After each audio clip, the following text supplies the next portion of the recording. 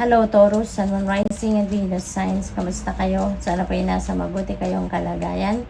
Welcome back po sa Star Tarot. Kung bago kayo rito, welcome din kayo.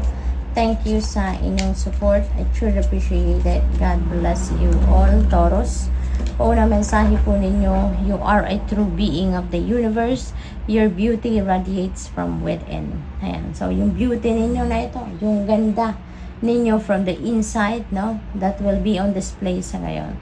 Yung kabaitan ninyo, yung pagiging compassionate ninyo, yung kindness ninyo, that will be on display sa ngayon. So, good luck sa'yo. We have, don't let life pass you by. Be among it and live. Okay? Huwag mong hayaan na lumipas, no? Ang mga sitwasyon sa buhay ninyo, mga bagay-bagay na nangyayari na hindi ninyo napapansin man lang, hindi man lang ninyo na-appreciate, you know, kasi parang you will miss half of your life, kumbaga, diba? May mga kasabihan ganon. So, maraming siguro ang distractions sa inyo, sa buhay ninyo. Maaaring kaya hindi ninyo napapansin kung ano man ang mga nagaganap or hindi ninyo masyado na-appreciate ang mga bagay na nag-unfold sa buhay ninyo right now because maybe you are so focused on what is in the future, what is coming towards you sa future na hindi naman ninyo sigurado, or baka masyado pa kayong naka-attach doon sa inyong nakaraan. Masyado pa siguro kayong attach doon sa kung ano ang nakadipas na, no? Kaya hindi ninyo napapansin ang ngayon. Believe in miracles. Kasi kapag naniniwala kayo sa miracles, one day, no, miracles will unfold. Okay? Lalahanin ninyo na kung ano yung pinaniniwalaan ninyo, ano yung iniisip ninyo, ano nararamdaman ninyo. One day, that is what's going to manifest in your life. One day, that is what you're going to bring sa inyong 3D reality. Okay? What else? Family is everything. Always make sure you acknowledge this. No? Kasi kahit ano man ang gawin natin, saan man tayo makarating, ano man yung kahinatnan ng buhay natin, family is still our family.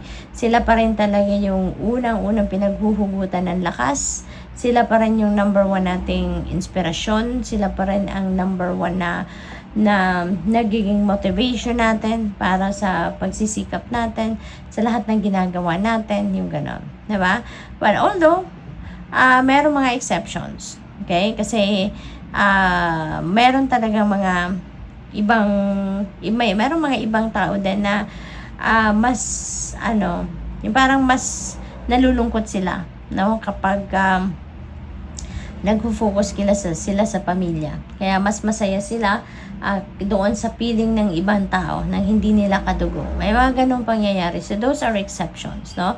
But most of the time, majority, kumbaga sa atin, lalo na sa mga Pinoy, family is everything. No? Family, normally, no? Para sa karamihan, is our first priority.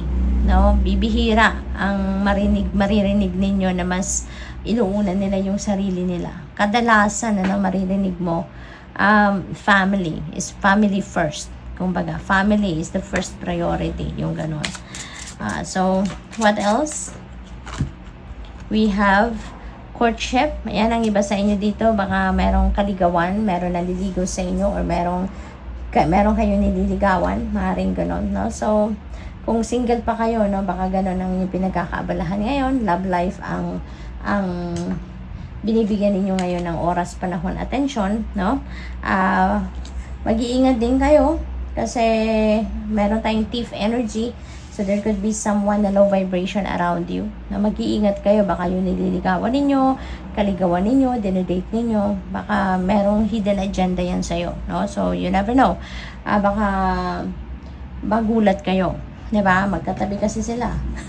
So, pwedeng related ito na energies, no? To each other. Pwede rin naman na hindi.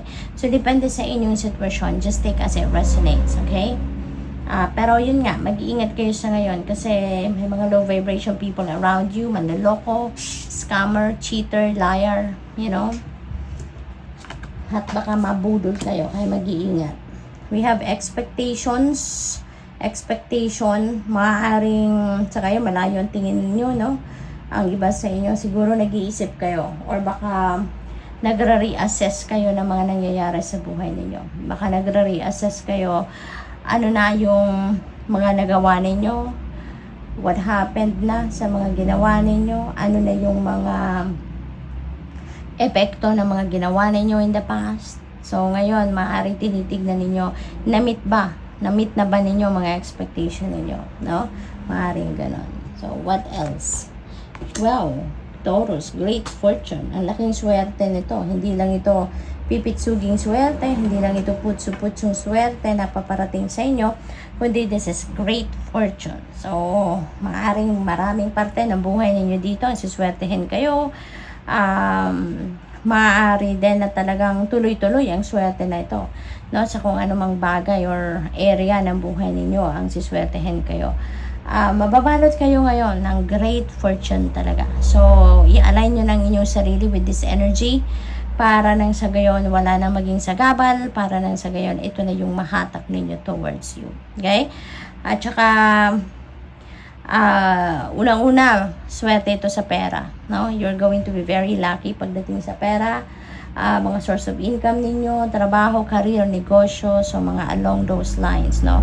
Ang maaring siswertehin kayo, holy moly!